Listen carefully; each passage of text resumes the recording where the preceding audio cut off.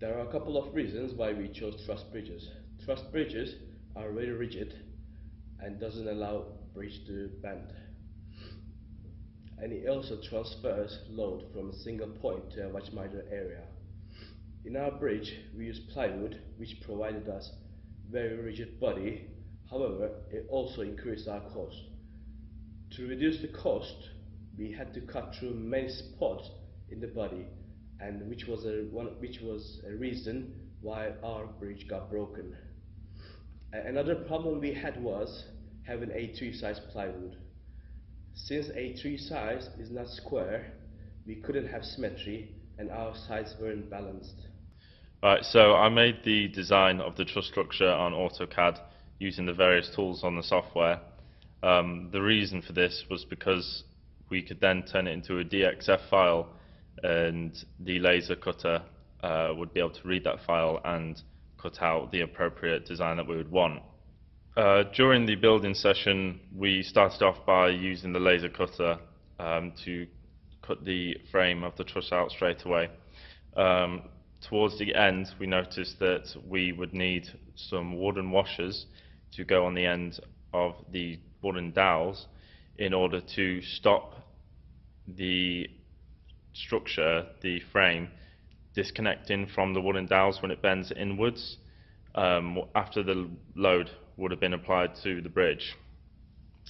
So we just quickly designed that again on AutoCAD.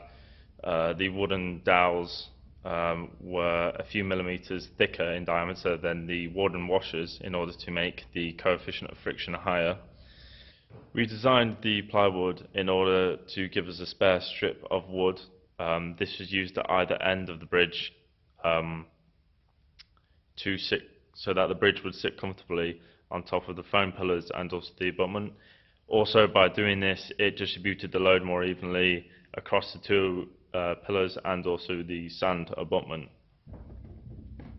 Okay, so if we were going to make the truss again, what could we do differently?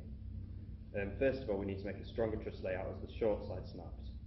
We would have to do force calculations within the truss to see which parts of the truss were weaker and which parts were stronger. The weaker parts we could make wider as they snapped, and making them wider would help dissipate the force more within the component and make it stronger overall. The thin plywood that we used allowed torsional bending of the frame, so maybe a different material or approach could have been taken to design the truss. Another thing we could have done to help the frame take the load better and stop the torsional bending of it is use dowel reinforcements on the truss to stop the truss from bending sideways, as dowels are stronger in bending than the plywood. Another thing we could do is make paper abutments exactly 19.5 millimeters, as when we did it they were only about 19 and they allowed sand to escape round the sides. Final thing we could do to improve the overall success of the project is to make the road thinner, or use paper for the road, that, as it wasn't structurally responsible for the failure of the bridge, which would save us on weight, which would reduce the overall cost of the bridge. As you can see, this is a picture of our wooden truss design after it's been laser cut, along with the spare strip of wood. This is a picture of the bridge fully built before it was placed into the tank. And here it is in the tank with the abutments partially built. You'll now see two videos of how the bridge performed.